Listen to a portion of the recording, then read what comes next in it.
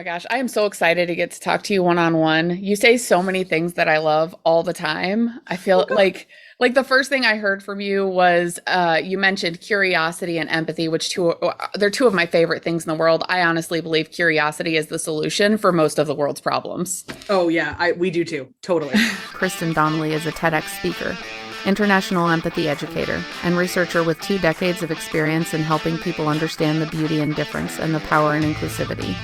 She is one of the good doctors of Abbey Research, COO of their parent company, and an unapologetic nerd for stories of change. Kristen is living outside of Philadelphia with her husband, where they're surrounded by piles of books and several video game consoles. As of the release of this episode, I'm super excited to announce that Kristen's first 2 TEDx talks are available now on TED.com. You can find the info for her TEDx talks and all things Kristen in the show notes at CuriousIdealist.com. And I'm truly honored that she's decided to generously give a little time to this curious idealist. So let's hop into the rabbit hole and figure out how to bring the ideal to life. I know it's been a long time coming. 5 months. So the way, I'll say this, the ways of TED are mysterious. And there are people that give a TED talk on a Saturday and it's on YouTube the following Thursday. And there are other people, it is 6 months of a wait. I am in the second category. So I had the privilege of taking the stage at South Lake Tahoe TEDx event in May of this year to talk about my idea, which is that we have to stop tolerating each other and start welcoming each other instead. And I got 18 minutes to unpack that idea of how, by using tolerance as the framework through which we interact with each other, we've flattened each other into like the one thing we know about someone. So it's, they are the person in the wheelchair at our office, or the one who likes the Green Bay Packers, or the one who has a bunch of kids. Like, we don't actually know people anymore because we're encouraged even not to, because what happens if we find out something about them we don't like, and then we have to cut off all relationship? And my point is that instead, we understand that there's always going to be something about people we don't like. There's always going to be something that, we disagree with. And the process of choosing to not do life with people is much more complicated than I don't like the football team that they support. And we can hold a lot of things about people that are true at once. And so how can we have an attitude and a posture of inclusivity and welcome? Because here's the truth. And like anyone who works in an organization knows this. I'm sure you see this at your day job, Angel. We have been doing diversity initiatives for 40 years and they don't work. And the reason they don't work is because we are treating diversity as the goal. Like, oh, we have to like build diversity. No, pals, every group you're already in is diverse because all humans are diverse.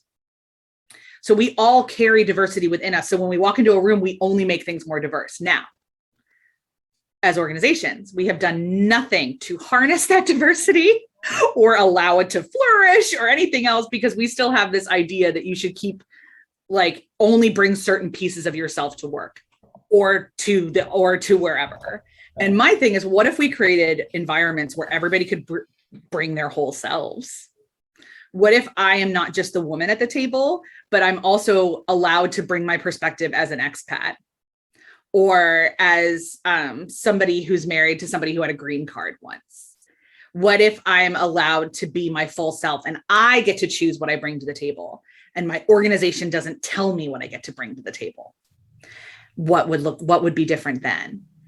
And my answer is that the world would change, because when we allow people to be their full, authentic selves, we get stuff done. Instead of talking about getting stuff done, we get actual stuff done. So that's the TED Talk. I get to talk about my favorite theory, which is intersectionality. And I get to talk about hospitality and being radically welcoming. And I get to talk about my love of the Liverpool Football Club. There's a lot to love in the talk. And it was the best experience of my life to date. Radically welcoming. That might be one of the most insightful phrases I've heard in quite a while. I love that. Oh, thank you. I talk about like radical authenticity or radical transparency. I've had a lot of conversations around that because, and I'm someone who has trouble being anybody but myself. And so the idea that authenticity is becoming such a not even just accepted, but desired trait in the people that we work with, the people that are leading us. I'm an enthusiastic supporter of that trend. Sure. But that idea of radical welcoming, I think, is really cool.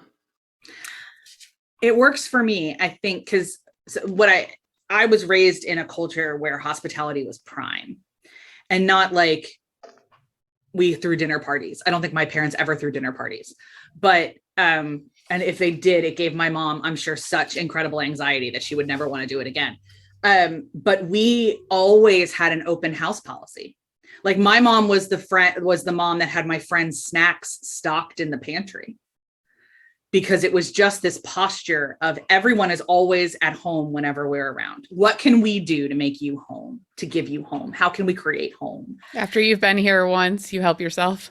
Exactly. And not but like also, how do we make sure that you are safe with us too?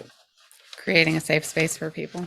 Yeah. And safe emotionally and safe. And so that's a huge part of empathy for me, as we talked about a little bit earlier, is that empathy is a mental framework, and it's choosing understanding other people instead of assuming things. And so like in a lot of ways, I've been doing this my whole life and had no idea until I stopped and sat back and was like, oh, that's why other people frustrate me so much. Got it. Okay. This makes total logical sense to me, but I see why it doesn't to other people. So I'll start talking about it. So welcome is to me is a posture of, there's a progressive Christian theology theory called radical hospitality. And so I did not coin that phrase. I didn't come up with it, but I think beyond that, the welcome, the posture of, sure, everybody's home. And I need to be very clear though here, because this is where I get a lot of pushback. I am not saying you have to be friends with people who are damaging to you. You still get to draw boundaries here. You still get to say, I cannot do life with that person. The example I always give is that Adolf Hitler deserves empathy, because we have to understand. He doesn't even deserve it. We have to have empathy for him, because we have to understand why he did the things we did. How did it get to the point where he How was did that it get person? to this point? Why does he think this way? I mean, and in his particular case, how do we prevent it again? How do we make sure this doesn't happen? What are the seeds? All those kind of things. We have to if we just ignore it and talk crap about it and not understand it, how can we prevent it from happening again? I almost feel like that we're creating the environment for it to happen again. Exactly. So if we tolerate everybody, then all we do is make jokes about it or dismiss it. If you seek to understand other people, I can still make decisions that I am not going to be friends with Adolf Hitler if he was reincarnated. I still get to say, I do not agree with that. I understand where you're coming from. I understand that thought process. I can follow those lines. I violently disagree with them. I think you're wrong. I think you're destructive, and I want no part of that in my life. But that's an informed choice. Right. That's not just like, hey, he kind of skeeves me out and I'm not going to hang out with him. That's like, hey, here are the 7 things of his ideology I disagree with. I'm not going to vote for XYZ because I don't like them, is tolerance. I'm not going to vote for XYZ because I fundamentally disagree with their economic policy, is empathy. I love that. And I think that I don't want to take it down a whole political path, but when you think about politics, that's, I think, a big problem with the way that politics work in general, is that people make snap decisions without understanding enough about everything behind the scenes, all of the policies, all of that, like there's a new bill that comes out that's 500 pages long, and there's a headline that's 1 sentence long, and somebody forms an opinion about it. Now I'm a rabbit holer. That's why I have the bunny. I'm going to see if I can see a copy of it. And then I'm going to sit there and I'm going to scroll through pages and try to understand like what is actually going on here, because I know that one person's interpretation of 3 sentences out of the documents is not the full reality of the situation. And I think when it comes to anything around that, politics, we do that all the time. We make these snap decisions based off of media headlines without understanding what's going on. And if you have that decision after you take the time to understand, I think that's one thing. But not understanding. And then not only not understanding, but going and passionately speaking to something that you don't understand is something that really gets under my skin. Yeah, that's not my favorite. I think if I was going to narrow one of my life mission statements down, is that we should always be making informed choices. And That's hard. Your opinion can change. Your understanding can change. My understanding has grown. I am almost 38 years old. And I will tell you that 8-year-old Kristen thought some very different things about the world that 38-year-old Kristen does. And so did 28-year-old Kristen. 28-year-old Kristen hadn't even met my husband yet.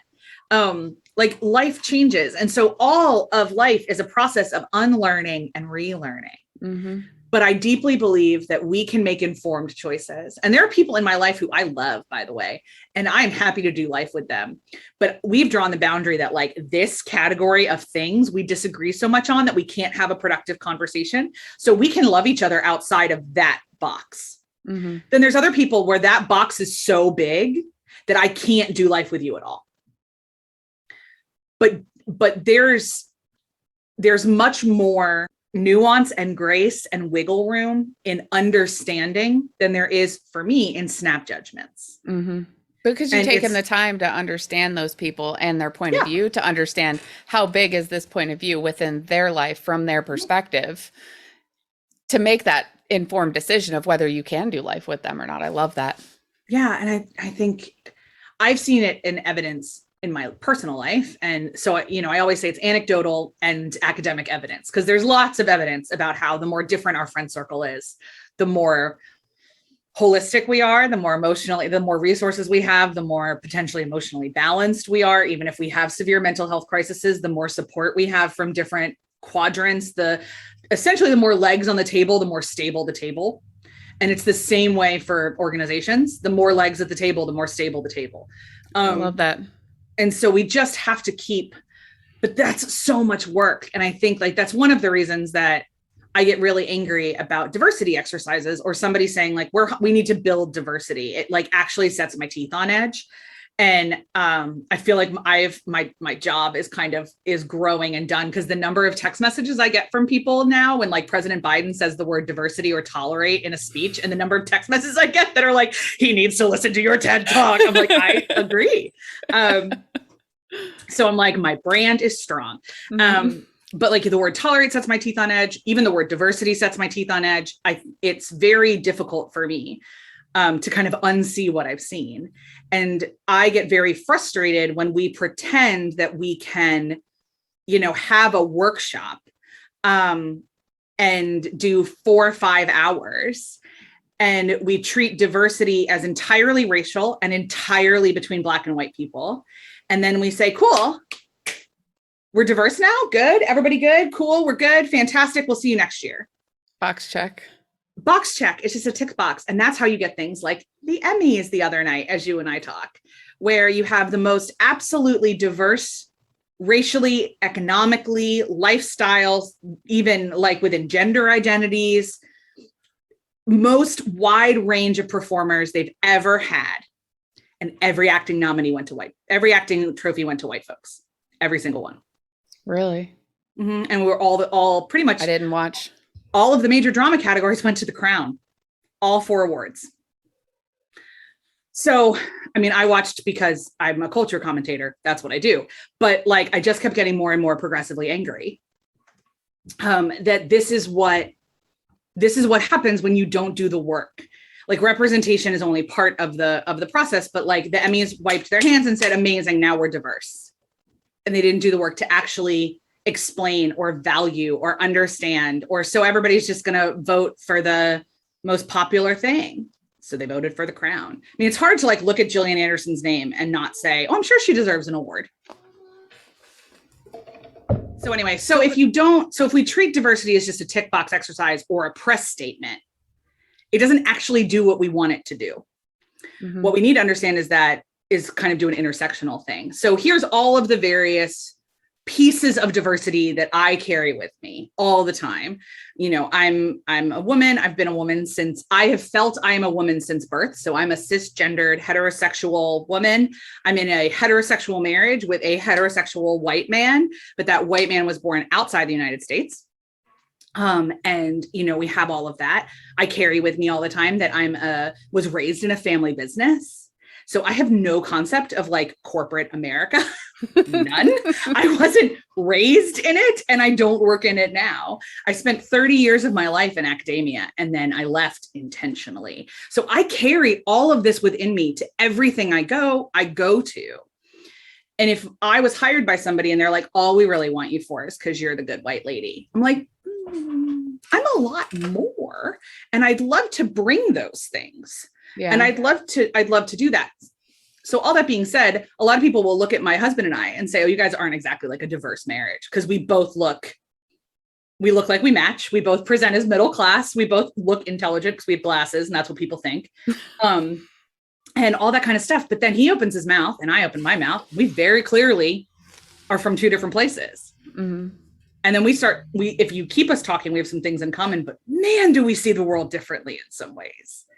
And so if we are that messy and there's that much that we just bring to the table and we look like we match in terms of what people think of in diversity, what must your organization be like? Mm-hmm.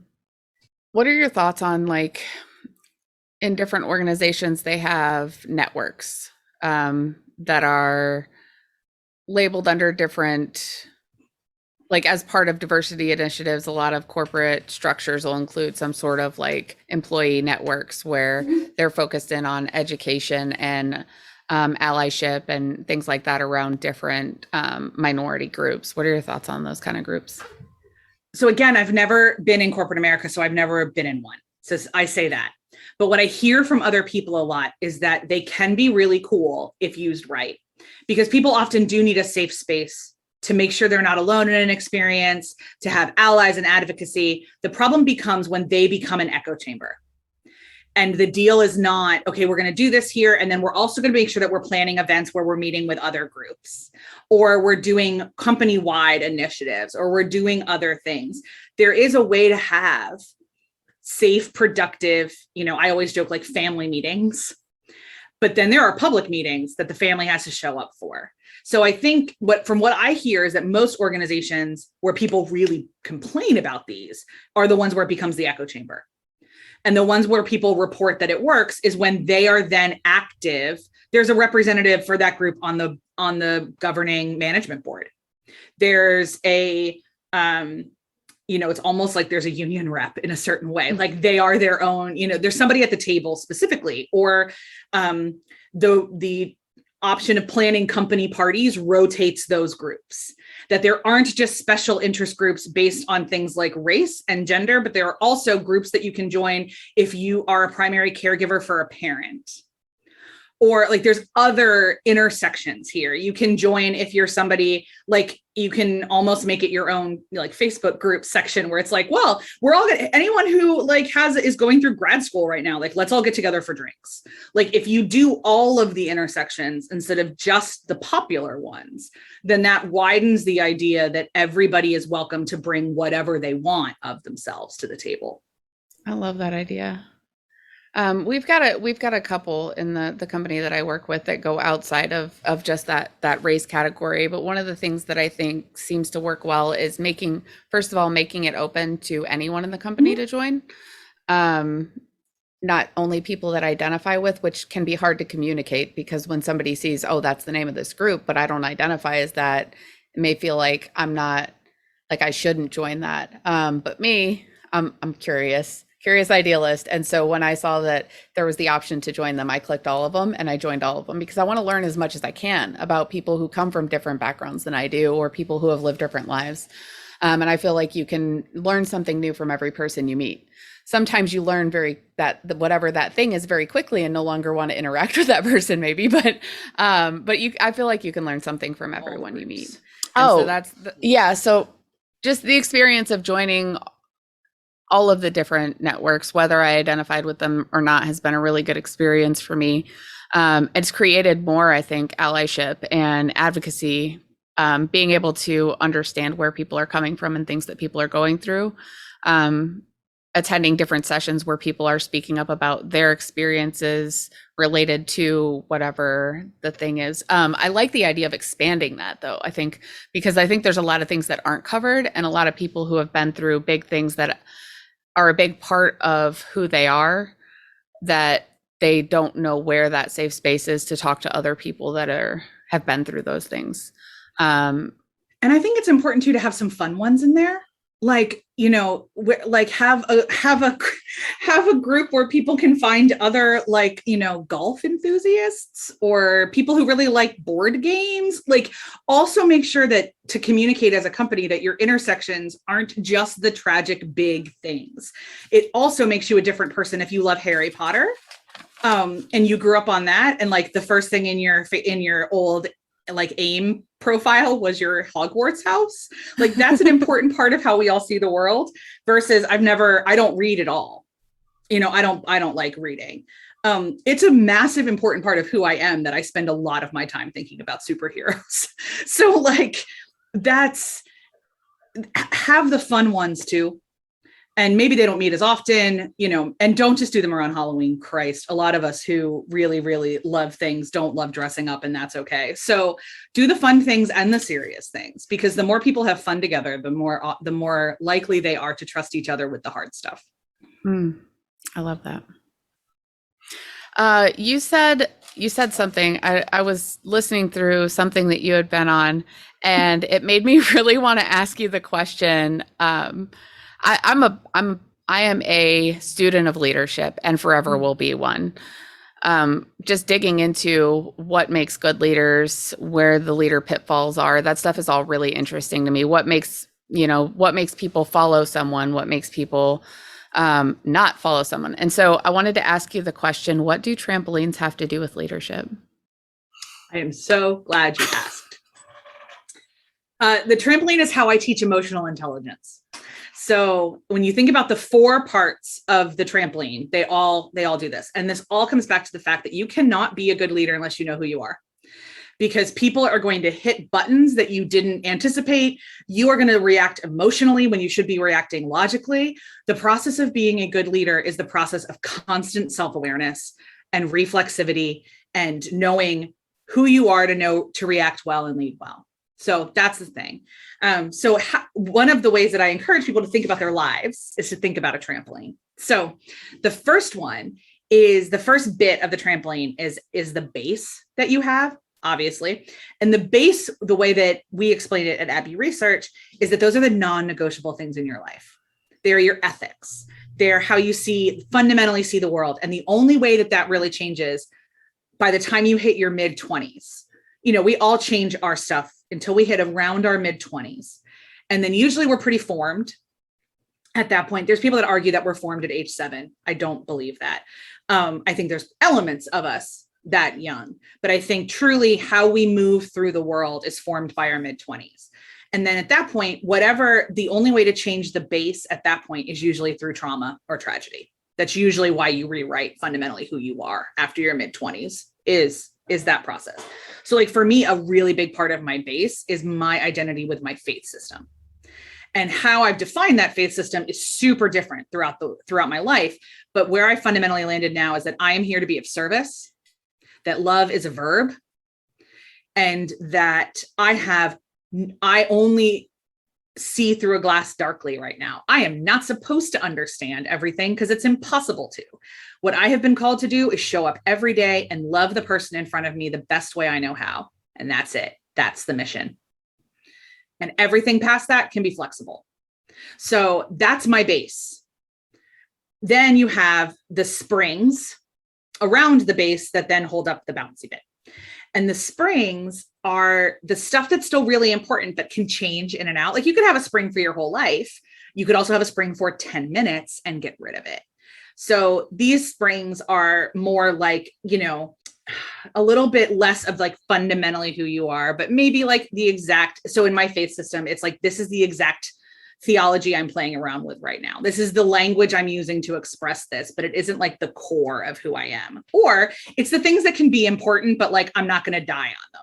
So like, there's some things about how I see the world where I'm like, this is really important to me, but if I'm wrong, like, that's fine. I'm not getting into a debate about this. I don't really care. And so those are the springs. They're the things that can rust and need some maintenance. They're the things that can change in or out. But that aren't, if it does change, it's usually not a trauma. If it's usually just it's not really working. anymore. That's not really what we're doing. So in emotional intelligence, those are often the things where it's like somebody really offends us with them and we don't like really rise to the fight. We just go, okay, that's fine. And if we are rising to the fight, there's some other stuff happening that we need to figure out. So then the third part is the bouncy bit, which I think is the scientific term. And the bouncy bit is where we invite other people to test those springs. So here are the ideas. So for instance, one of the things I'm playing around with right now, one of my springs that I'm playing around with right now is, why am I so convinced? Because I know I am, but I can't articulate why. Why am I so convinced that we have to understand trauma differently to understand empathy? I'm not sure how to articulate that. I just like know it within my gut that we have to start talking about trauma differently. So I have invited several bouncing partners to help me test that spring. So these are dead and alive people. These are fictional characters. These are whatever. These are people that I'm ideologically bouncing around with to test out the springs right now. So there's one of the ideas I'm playing with is the very nature of human community. And there's the guy who's known the most for writing about the kind that I'm looking at is a guy named Benedict Anderson. So like he's in there right now. Brene Brown is always in there. Like some folks that I've met on Clubhouse are in there. I'm specifically thinking about this particular piece. Theories on trauma are in there as I'm bouncing around and figuring things out. So that's who helps you kind of test all the stuff. Okay, well, I kind of think this idea, but let me play with it a little bit.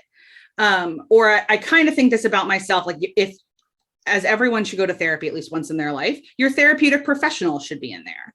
You know, maybe your lead yoga practitioner is in there. It's the ideas about the world and yourself that you're kind of sure of, maybe need to test, and you're kind of growing. It's the growth point. The base doesn't grow.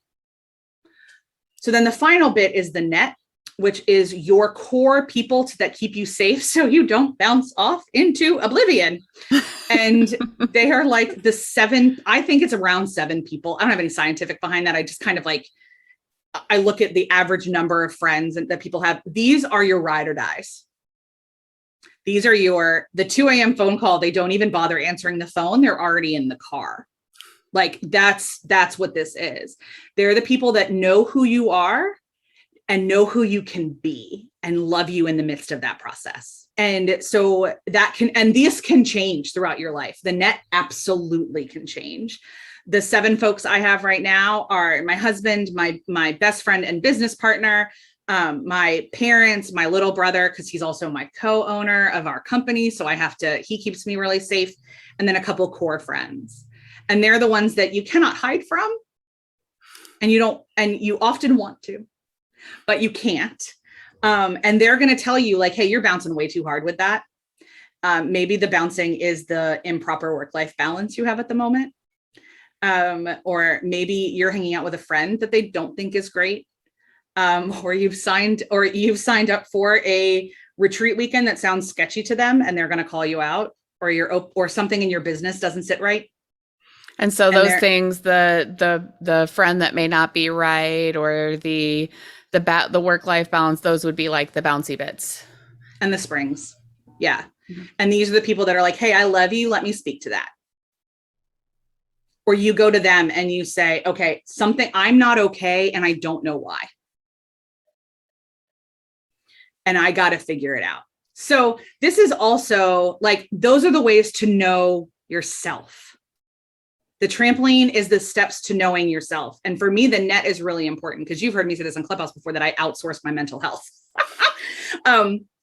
But I think it's really important because we cannot know ourselves fully.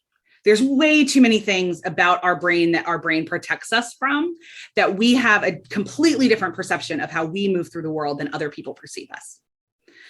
Memory is also so elastic. We never actually remember the event. We remember the memory of the event. And so things just keep getting Xeroxed out and out and out and out. So you need other people to hold who you are and help you constantly be sewing that together. So I think that's it. You've got to know. The biggest issue for people is always to figure out what's the difference between a spring and the base. And I cannot answer that for you. You'll know when you know. What's the difference between a spring and a base? My brain is just like turning and turning. I love this so much. I'm so glad we're having this conversation. Like I want to go down about 18 different rabbit holes right now.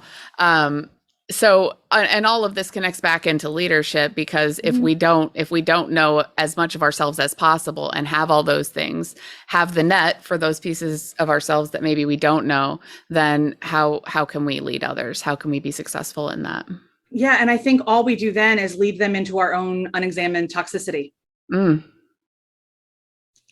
have great words. No wonder you're a TED speaker. Thank you.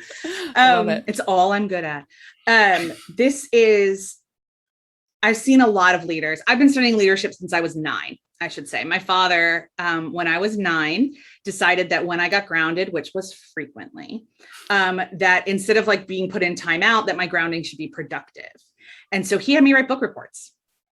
And I wrote book reports on John Maxwell and To Kill a Mockingbird and, all this stuff. I had to summarize books for him. And if I like at 9, I think 9 is when I read Time to Kill for the first time, which is way too young to read Time to Kill. But 11 is when I started reading Harlequins, also too young. So I've always been a little bit ahead of the curve.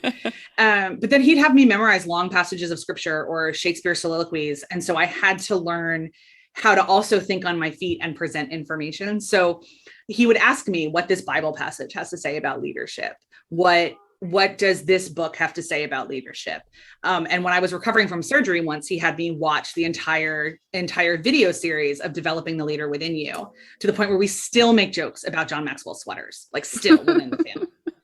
So, I mean, for almost 30 years, I've been thinking about leadership and looking at people who are good and poor leaders and thinking about like, oh, that person is so good and in the wrong position and they cannot do that job.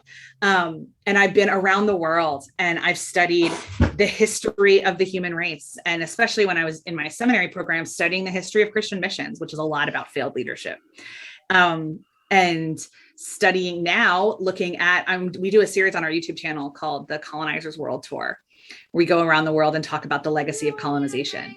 And if you would like to talk about poor leadership, let us talk about colonization and even decolonization. Like all the Portuguese colonies, like Portugal just woke up on a Tuesday and went, nah, we're gone, and like peaced out. So like they left Angola without a police force. They're like, okay, we're all gone. I'm like, pals, they still need their mail. Like, what are you doing? And so I think about this stuff a lot on both large and small scales. I look at parents who I think are gorgeous leaders of their families. And I 100% know that if I took that parent and put them into another situation, it wouldn't work, because they need the community part to really enact their leadership. We've promoted far too many people to leadership who are actually just managers.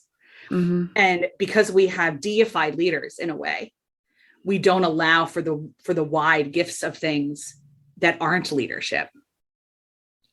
And that's leadership a good point. Well, and I think part of it too, part of the reason that we end up with managers in leadership positions is because we don't teach people how to be leaders. And I think that there's, I mean, you've been a student of leadership, it sounds like your whole life. Like you can learn. I don't think that you ever master the art of leadership. I think no, because you have to keep leading humans, right? And humans are always changing, and they're always different every time you meet a new one.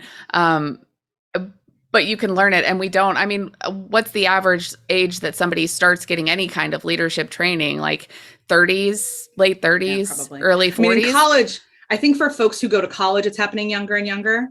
I know that's one of the things, like when I was working more closely, well, even the university that I'm working with right now literally has a leadership institute.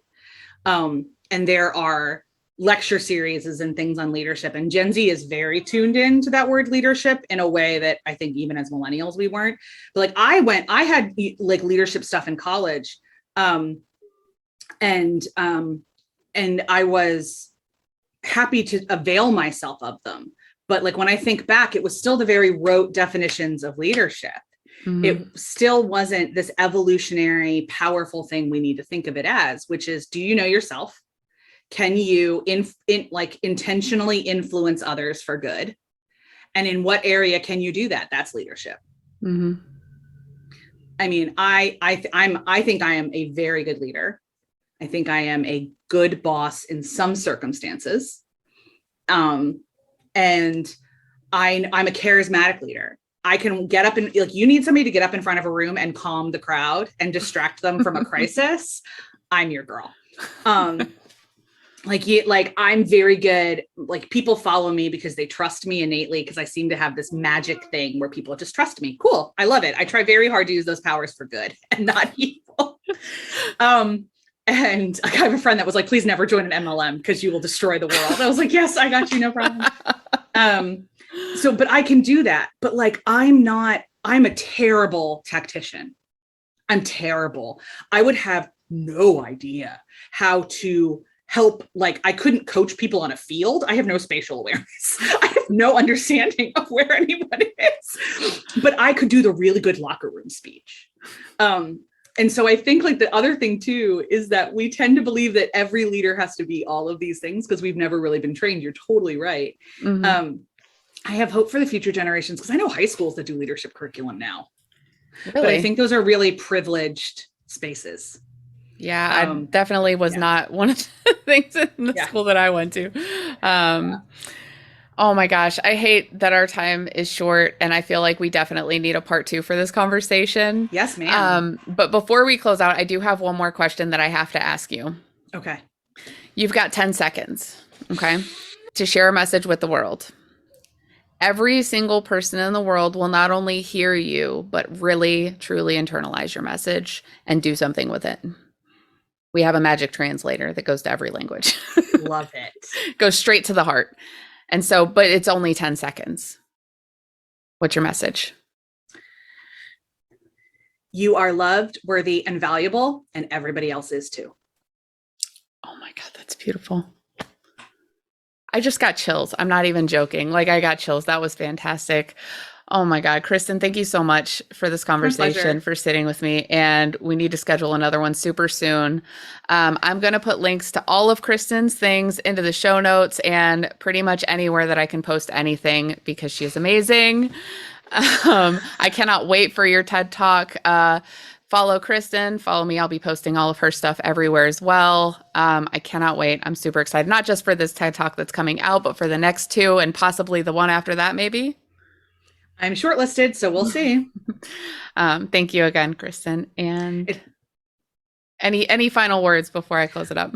I was going to say it's an honor to be here. Thank you so much. I felt an immediate connection with you, and I love finding other women in this work. So thanks, friend. Thank you. Check out all things Kristen in the show notes at CuriousIdealist.com and support the show at CuriousIdealist.com/coffee. Be curious, be kind, be real.